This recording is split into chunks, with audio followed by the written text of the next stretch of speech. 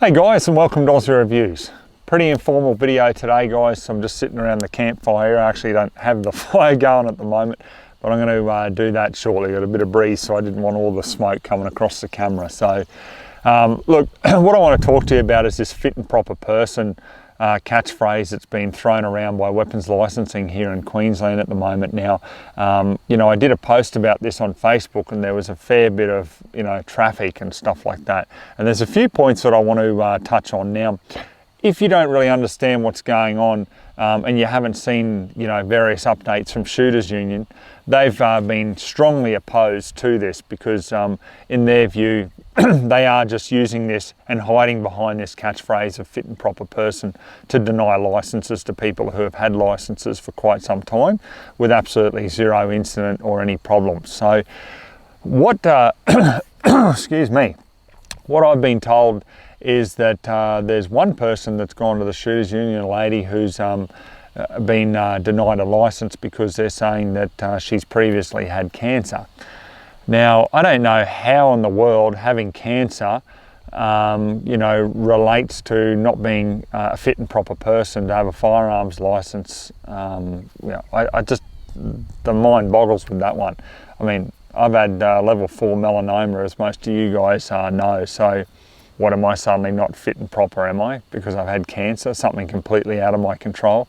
Another lady has also approached the Shooters Union and been denied a license because of having postnatal depression 15 years ago when she had a child. So, I really think that's got a lot of hairs on it. And the reason why I say it is because, these people are people who obviously for some considerable time after they may have or may not have even had mental health issues have been quite fine.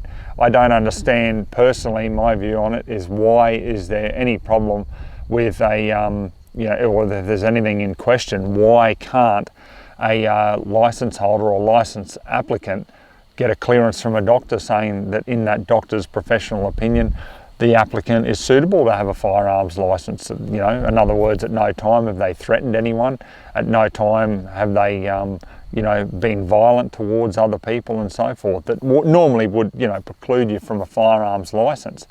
So I find this a very slippery slope because in my view this is going to spread like cancer, through the other firearms registries in Australia. You've got to remember, all these firearm registries all talk to each other because you see some basically, how can I put it, very restrictive policy or law or something being trialled in a state, and then all of a sudden there's another state using that.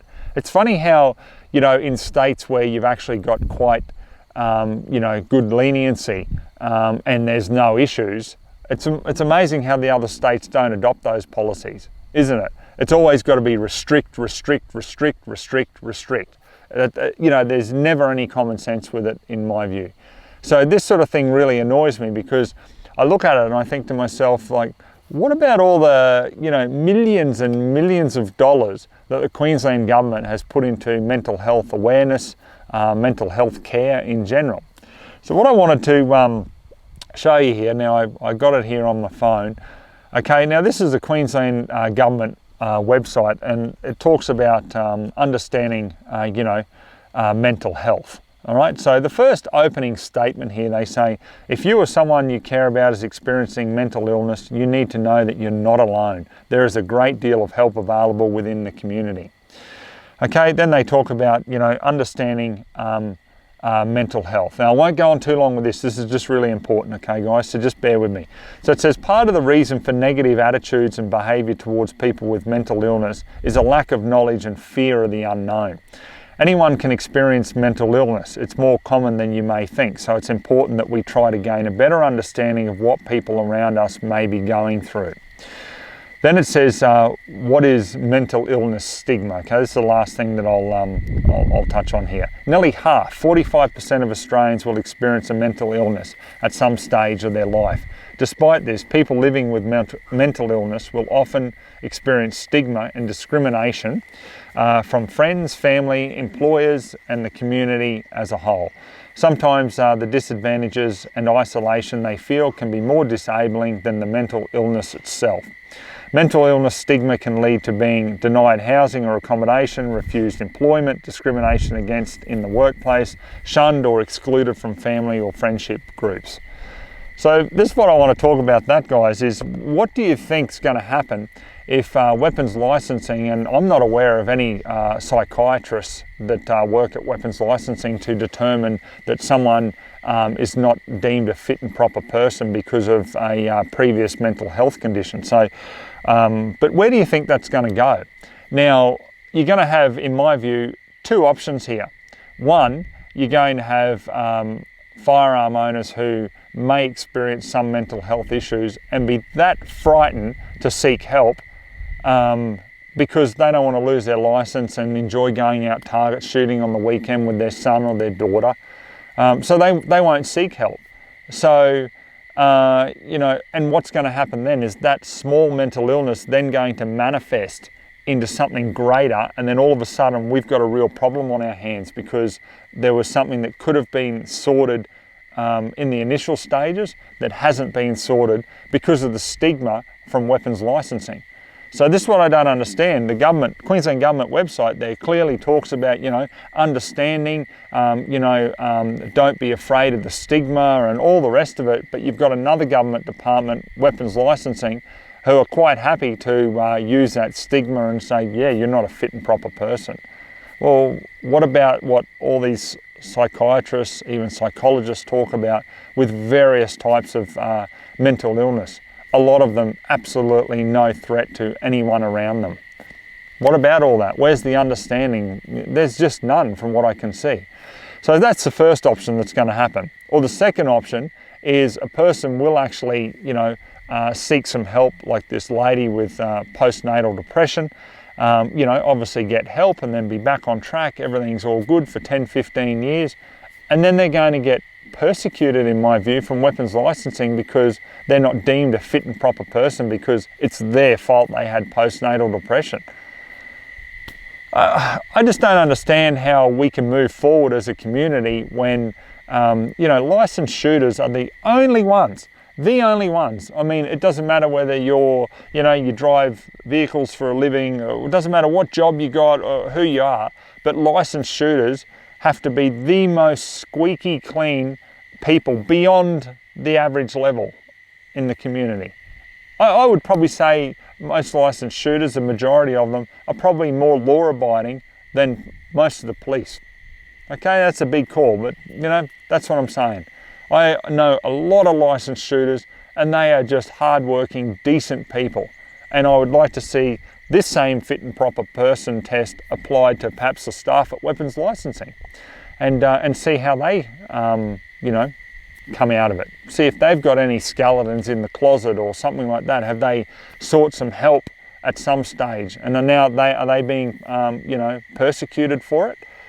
So yeah, that's just my personal view on it, guys. The licensed shooter, it concerns me because I just think about the damage that it does to the whole community. And you guys know, ever since I started the channel, it was about educating people on the real side of firearm ownership and also trying to do something for the firearms community as a whole to benefit all of us.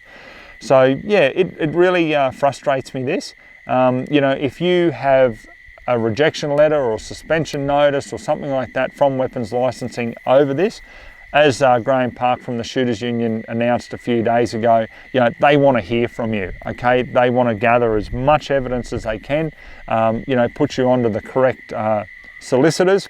Also, in some circumstances, obviously pay for the lodgement if you're a Shooters Union member of, the QCAT submission so that you can actually fight this. So I think there's a bigger, greater picture here because let's face it, guys, how many times has the government tried to just outright ban firearms, and they've gone around these little sneaky paths and everything and then change bits of wording here and there and then act all innocent when all of a sudden there's a whole area of firearms that are suddenly now prohibited.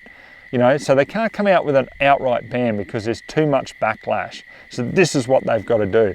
And obviously to the normal lay person sitting on the fence who doesn't really care about firearms, not into them, not against them, just sitting on the fence, they hear this and go, oh, that's great. That's awesome that, the police are doing something about fit and proper people. But that's the problem though. These people sitting on the fence don't have the fortitude to scratch beneath the surface and actually have a look at some of the examples that, you know, I've been told about, which my personal view on that is just absolutely disgraceful.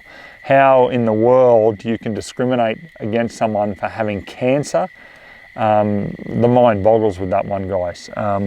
You know, and like I say, the other one with the postnatal depression, I mean, what are we going to do? Are we going to move forward as a community, or are we going to just alienate people even more, and especially over the mental health issue?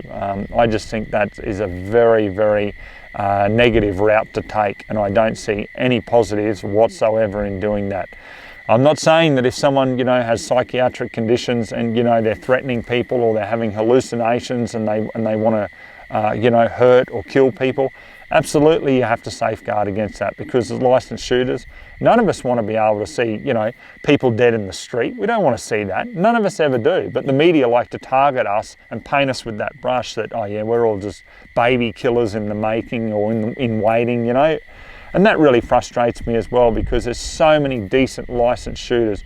Our community is, I would say, the most law-abiding community as a whole. Like, you take the whole million of us and have a look at how many of us actually do stuff that's wrong, and then compare that with other, you know, groups in the community.